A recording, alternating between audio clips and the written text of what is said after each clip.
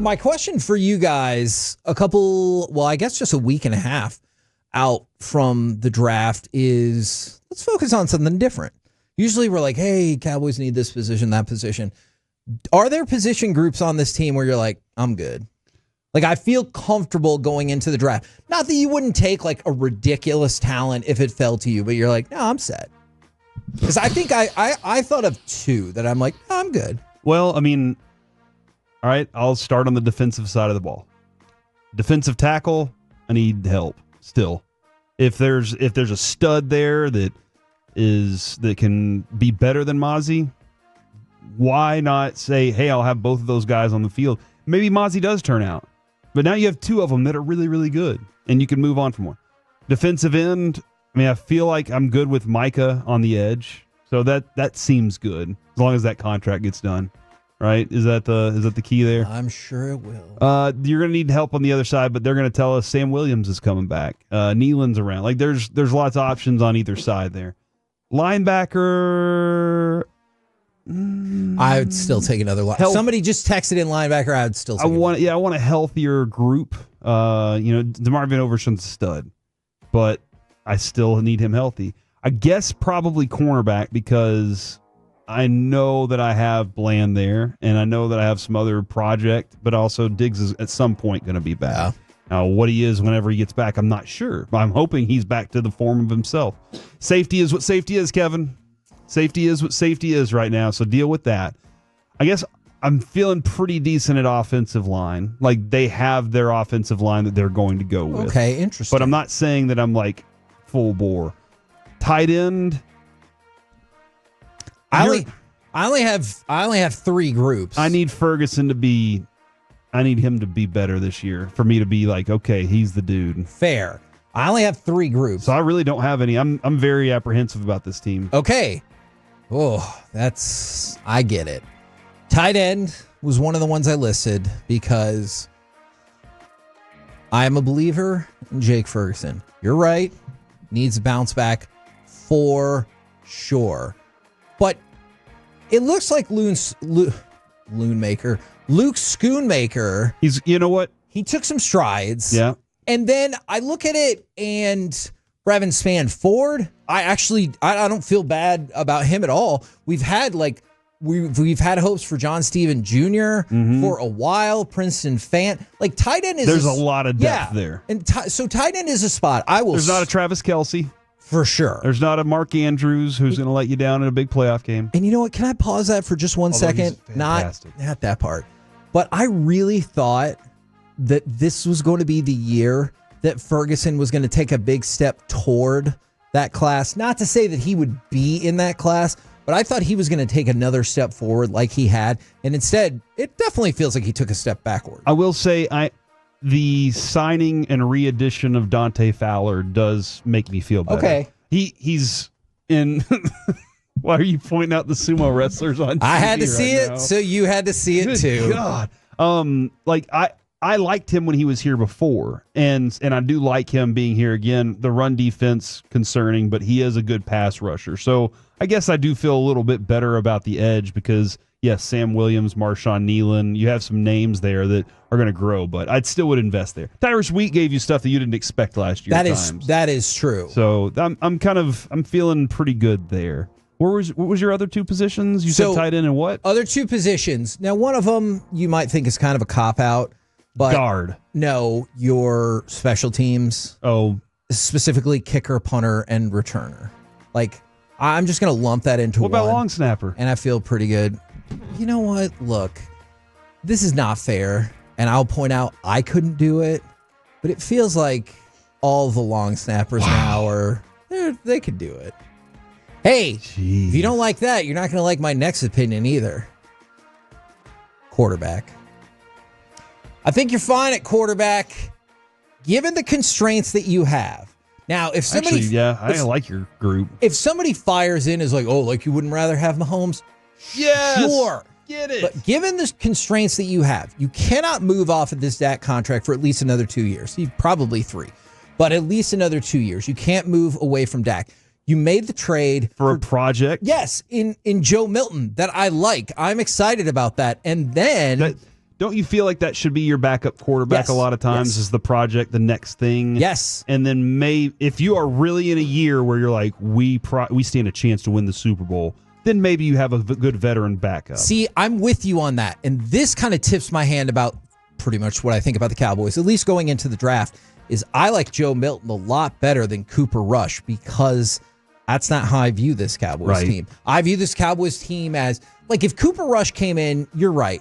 Could you win the game? Yeah, you could definitely win the game. If Joe Milton goes in there, is he going to throw 3 interceptions or throw a ball out of the stadium because it's so high? Sure. But he could also throw 4 touchdowns and win you the game. And I'm like, oh my gosh, I can't freaking believe it. You know, and so, like, I go with that. And then you still have Will Grier as another option. Like, if you stacked your quarterback room with Dak, Joe Milton, Will Grier, I'm totally fine with that, given that you can't move off of Dak. If you don't like Dak in the contract, I get it. But, like, there's nothing you can do about it. So tight end, quarterback, and essentially special teams are where I was like, you know what? I feel good. You have a lot of running backs. Yeah, I don't think that Javonte Williams is a starter. I think he's a good backup running back. I don't think Miles Sanders is a starter. I think he's a good change of pace backup running back. Deuce Vaughn, I'm not sure what that is going to become. We all wanted the best out of that, obviously. We wanted the high upside part of it. It's been too long, though, for you to just think that it's magically going to change now, right? It is interesting whenever you make a coaching change and then you find out that a coach was kind of holding back certain guys because he just didn't like them or whatever it was. So I don't know. There are times where you're like, oh, why wasn't that coach using them that way? And then you find out, I don't know, he just didn't like the way the player looked.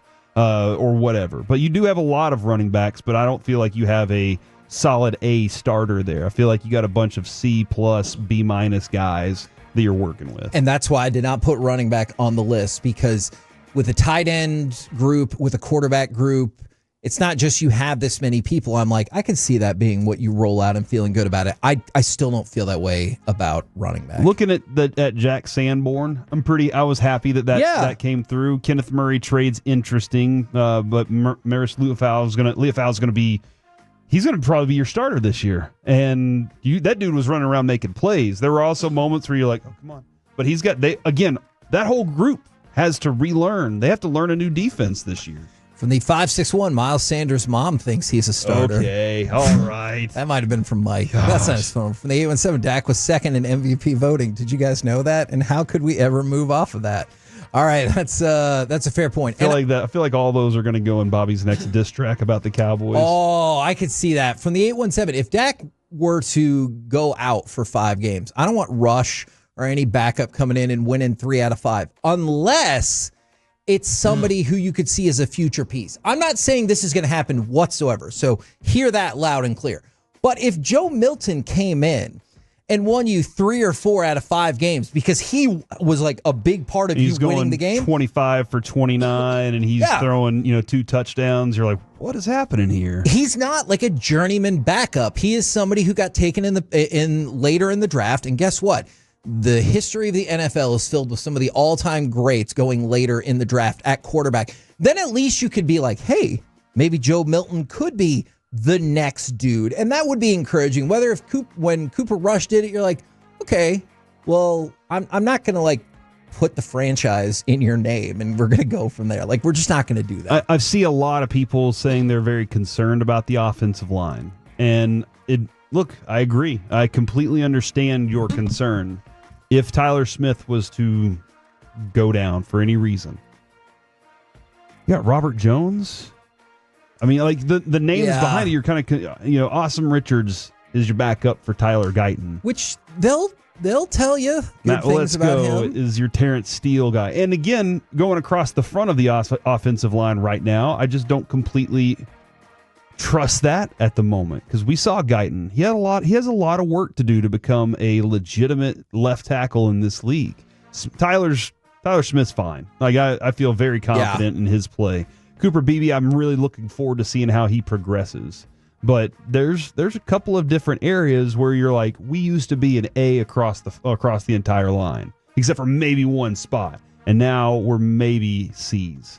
and hoping that they can grow into some B minuses. Yeah, so that's why I'm not putting any of those groups in there. I wanted to, we can go into a lot more comparisons with this, but I wanted to bring up one specific player since we were talking about him earlier. Former NFL GM's kind of given his breakdown for some comps in the class, and we were just talking about him, Omarion Hampton. Yes. So the comp given there is Joe Mixon. Yes. Now, Omarion Hampton has changed his positioning in the draft quite a bit. Maybe some people thought he was a second-round pick. Now it feels like he's just about a lock to go in the first round.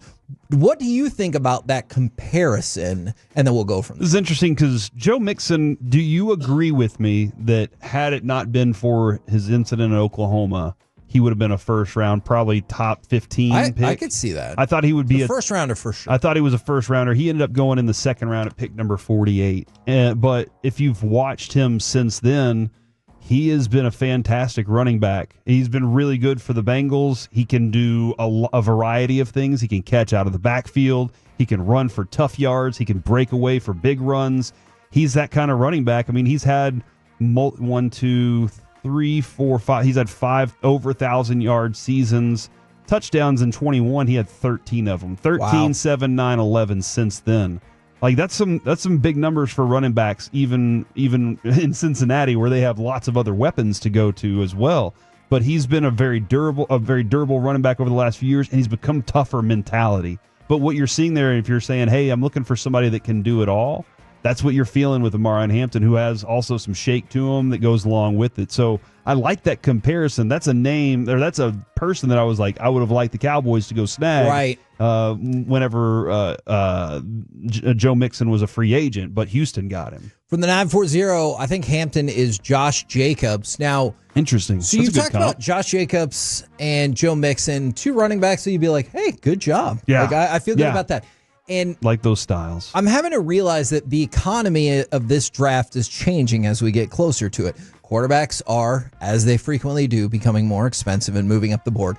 But also running backs are becoming more expensive and moving up the board, because you had at one time, it felt like Ashton Genty to the Cowboys was the most mortal lock there was in the draft. And now people are like, I think he can go as high as 6. And other people are like, if he drops out of the top 10, I'll be shocked. Well, guess what that does? That creates the next spot up for running back. And if you didn't think running backs were going to start going until 12, and now they're going off the board at 6, well, that's going to raise the stock of Hampton. That's going to raise the stock of the 2 Ohio State kids. And so the economy of the draft is changing, whereas now I'm not saying Hampton would go at pick 12 to the Cowboys, but it feels like it wouldn't be as much of an outrageous value as I would have said even 2 weeks ago. Yeah, I understand what you're saying, man.